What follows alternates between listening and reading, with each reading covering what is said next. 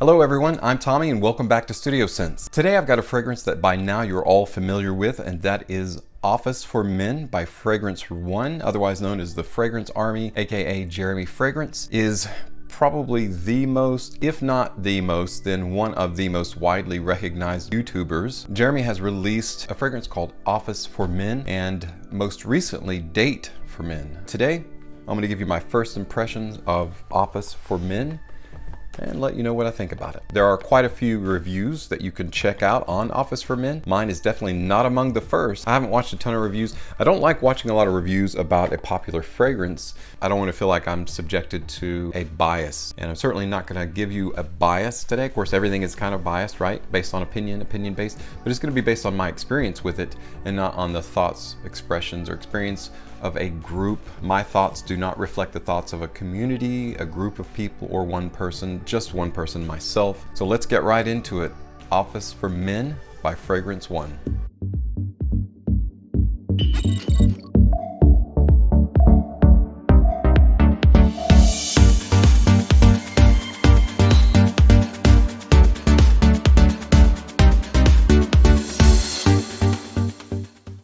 Now, I'm not going to spend a lot of time on presentation just because there's not a lot of presentation here, and that's okay. Utilitarian is fine. There are some bottles out there like Mont Blanc Legend that are pretty amazing. Missoni Eau de Parfum is pretty cool. There's a lot of cool bottles out there that the presentation is probably the best thing about the fragrance. Not the case here. So we're going to be really relying on the fragrance and not necessarily the presentation. So again, as I said, it's a utilitarian, basically an eggshell rectangle shaped box. You've got Office for Men here in white, and then of course the bottle itself is a black. As there have been several batches, this is batch number 3. And as we know from batch to batch, there are some variations. The box itself, Eau de Parfum, so it is an EDP concentration, 100 ml bottle, 3.4 fluid ounces. On the very bottom we have the UPC, some product information, and a few other things there. www.fragrance.one will be the website if you want to check it out. The box itself, some modifications on the inside of the box so that the fragrance fits without moving around too much. I'm going to pull that out there, and as you can see, the bottle is shaped exactly the same way as it is on the front of the box. Same dark glass. You can see, like if you hold it up to the light, you can see the juice inside of it. We'll say it's a smoky, kind of a smoked glass, which I really like. I like this bottle. It kind of reminds me a little bit of Chrome, Azzaro Chrome. It's just a straight glass flacon, not a lot of bells and whistles associated with it. Super smooth, and that's nice. I like that. The lid itself, there's nothing much involved in the lid. It's just very thin metal, no bells and whistles there, no filigree, nothing special about the lid. As an EDP concentration, the expectation is that it's going to be kind of loud. Not really loud, but it's not about how loud it is. just like audio files, whether, is it loudness or is it quality? So I think it's more about quality than it is about being loud. Now before I spray this and get right into what I think about the fragrance, I'm gonna say a few things about firsts. First, to me, when you think of first, you think of very, very important things. Like for me, I've always wanted to write, and I do plan on one day publishing a novel, and I can only imagine the kind of stress, the kind of pressure, and also the kind of exhilaration and excitement that comes from doing something for the very first time. Whether it's getting married, whether it's writing a novel, whether it's producing and marketing your very own fragrance. It's got to be pretty exciting. There's a lot going on with the release of Office for Men. It's not just a fragrance sitting on the shelf.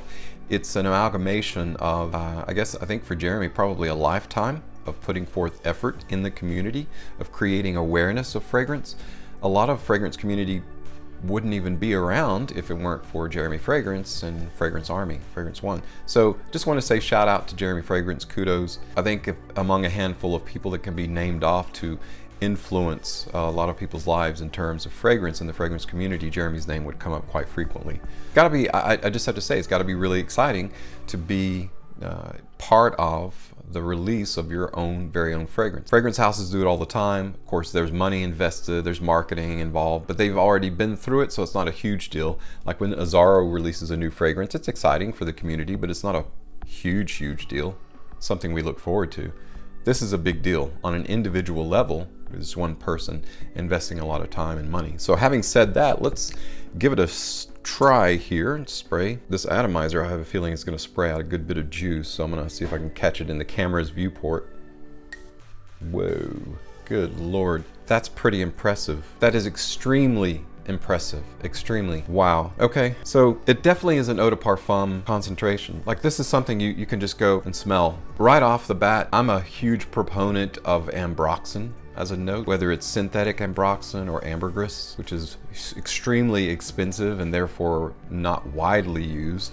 If you're Chanel, then you can use ambergris and charge $200 and $300 a bottle. Then you can use ambergris and say it's ambergris. But Ambroxan, to me, there are benefits to the natural and benefits to the synthetic. I like the synthetic vibe. It's strong in the Ambroxan. It's got cachalots, Ambroxan.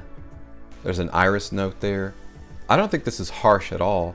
It does come off a little bit astringent. To me, it's almost like it's got this strength, like it burns bright. I wouldn't say that this has a harsh opening, but it is pretty loud. It is pretty loud. It's pretty strong. I like to ground myself because I have a lot of fragrances and I smell them every day, and to avoid any kind of scent confusion or any kind of like scent loss, like hearing loss. Like if you work in a loud environment over a period of time, you're gonna obviously have some hearing loss. If you are sticking your nose in fragrances every day, you've got to be careful and make sure that you're grounding yourself, right? Normalizing homeostasis. And so I like to reach homeostasis first and ground myself before I smell a new fragrance. That way I'm not like, what's that? I don't smell anything.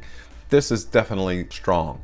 And this is definitely what I would call a loud fragrance right out of the bottle. It is drying down. It's like, to me, the top notes are lasting for longer than usual, longer than normal. So I think this is going to take a little while to dry down before we get into our mid. And the top notes in Office for Men are bergamot, ambroxan, and orris, or iris pallida, iris germanica. It's basically iris. So there's an iris note in there.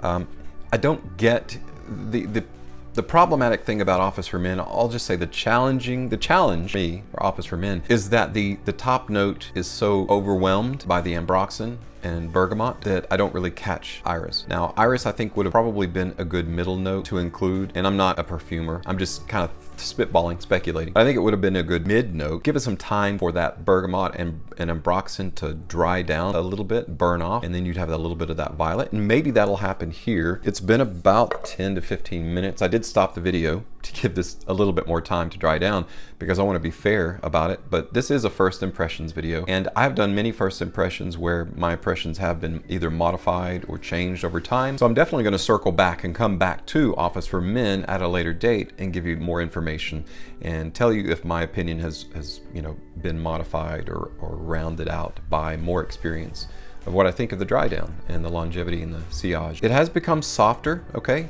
So as with any fragrance, it does become muted over time. The dry down shows the legs, typically the legs of the fragrance itself. If there are any special notes, usually in the dry down, those come out, those peek out a little bit. I do get a little bit more of the musk. It is settling onto a woody base, and there's a little bit of the iris note in there. But honestly, I'm wondering whether or not I'm mentally projecting an iris note or if I'm actually detecting one. Have you ever done that before? I'm questioning it simply because the ambroxan is still, the bergamot and the ambroxan is still overpowering to me a little bit. So I can't really tell if there is an iris note in there. So maybe it will become more apparent as time goes on. In the mid, we've got amber, we've got jasmine, some wood notes, floral notes. It indicates ambergris, but ambroxan is primarily what you get out of that. Have you ever gotten into the closet of your grandparents at your grandparents' place and you pulled out one of those little cedar boxes or a bigger cedar chest, and you open it up and that smell that comes out, that aged cedar? That's kind of what I'm getting out of the base and the mid and the base of this. And there is a little bit of floral. Okay. The more opportunity that I give this EDP to dry, the more it's showing a little bit more character and a little bit more depth. And I have to say that's really good. I think as time goes on, the fragrance that you spray on, there isn't this expectation that it's going to open itself up and reveal all that it is and all that it has to offer in the first 20 minutes. I'm gonna actually spray it on my skin now because, again, I've told you in previous videos, I don't trust tester strips. Tester strips there's no chemistry there, there's no warmth, and warmth is what gives body to most, if not all, fragrances. So I highly recommend testing any fragrance out, whether it's at a department store or anywhere else, on your skin to see how it's going to react.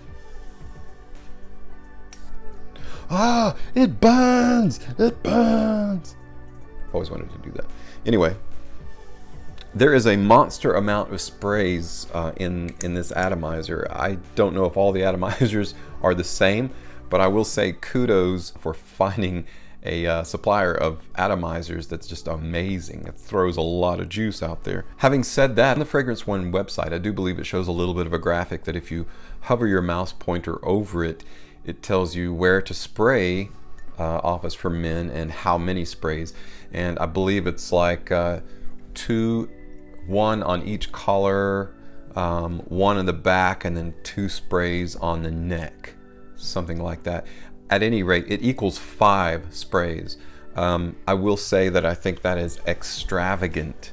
If you spray 5 sprays of this, as the web indicator shows, that's going to be you're gonna pull compliments for sure several hours later, because people are going to smell you. But if you're going into an office environment, that's not going to be, I mean, I can almost guarantee you, and I will be happily proven wrong on this. So put in the comments if I'm absolutely wrong and you've had a different experience. But I would say 9 out of 10 situations that you go into, if you spray 5 sprays of this anywhere near your upper body where you're going to leave a sillage trail, and you go into a office environment, especially here in Tennessee, we have a lot of call centers, and those call centers, as you can well imagine, are jam-packed. They're small stalls, cubicles, as it were. 2 foot, 4 foot by 4 foot cubicle is standard. You work in close proximity to a lot of people. You might get some complaints. Just saying, you might get some. 5 sprays is a lot for an EDT, an eau de toilette. So 5 sprays of an eau de parfum, I think, is carrying it a bit far. It's understandable that if you're selling a product, you want someone to use it, because obviously the more someone uses it, the more they're gonna buy, because they're gonna run out quicker. If you spray 5 sprays of this each time you use it, you're gonna run out a lot quicker, and you're gonna have to run out and buy more, especially if you like it and it's your signature scent. But it's not something I recommend. Okay, so it's been sitting on my skin for a little while. Let's see what it smells like. There's a lot of bergamot and ambroxan in this, and it tends to go green, like in terms of saturation. You know, just like in Photoshop, when you go to a photo and you go to color and you go to saturation, where it has to do with density. This is really on the green side, meaning it's on the higher register. It's very bright. It's very bold, but it's almost a little bit astringent or acrid. You know, the bergamot is still there. The ambroxan is still there.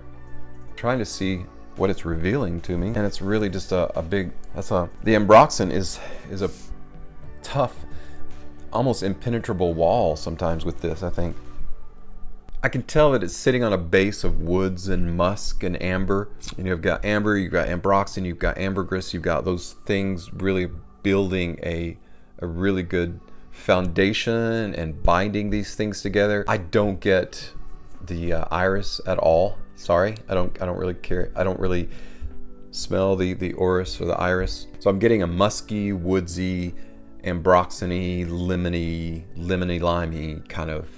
So having said that, it's a very fresh, it's a very clean, fresh fragrance, which is positive. You know, if you're a freshy lover, this is great. Patchouli adds kind of an earthy, musky, earthy bent towards a lot of fragrances, and I can typically pick out the patchouli. I can't really pick out the patchouli in this. I think it's used for more of a binder than anything else. This fragrance is great for any age, you know, whether you're older, whether you're younger. I do think this vibes a little bit more like a club banger would. I think maybe with sweat and with time, that it'll actually bring out the notes a little bit more. I don't think time and sweat or water or spritzing moisture will do any harm on this. I think it'll only do better, right? Bring out a little bit more of the layers, a little bit more of the complexity, and possibly some of the delicacy of that iris note that I don't detect in this. I'm hoping. I really wanted to detect iris in this. I do like orris or iris as a note, and I think it can complement. In this case, I don't think it's complementing anything in this fragrance, to be quite honest. Because I categorize this as a semi-loud fragrance, I'm going to assume that the longevity is going to be there. Now, it has been about 20 minutes or so since I've sprayed this on my arm, and it's easily detectable. Easily detectable. In fact, you didn't see it because I edited it out. My wife was like, I gotta come through here and get something. I said, well, go ahead, I'll edit it out. She came through and she was like, wow, what is that you sprayed? And I said, it's Office for Men. She goes, oh, I really like it. So there you have it. Projection with this is really, really good. There's not gonna be any complaints of projection in terms of not getting projection. The only complaint would be the saturation point, right? It will be too much. If you put on too much of this, it's gonna be a little bit louder. So be aware, if you are going into an actual office environment, just as the name implies, you want to be really careful about those 5 sprays that's recommended. I would do under that. I wouldn't do more than 1 or 2 sprays of this, to be quite honest.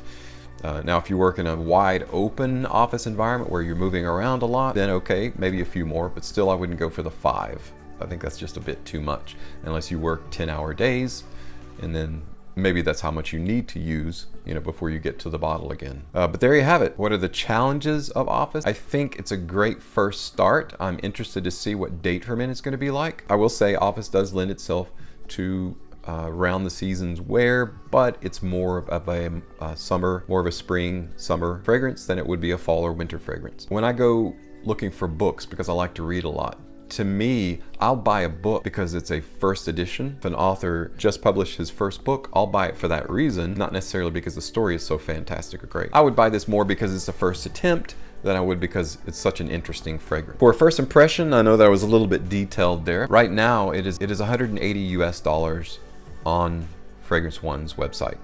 100 ml bottle, it says it's approximately 700 sprays. Yeah, it's a good bit of juice, but $180 worth of juice. Primarily, the problem that I have with Office for Men is its accessibility.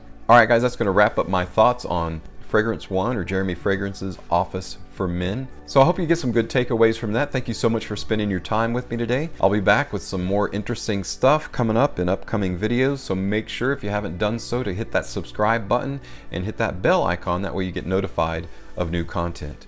Thank you so much for your support. I'm Tommy with StudioScents, and I'll see you next time.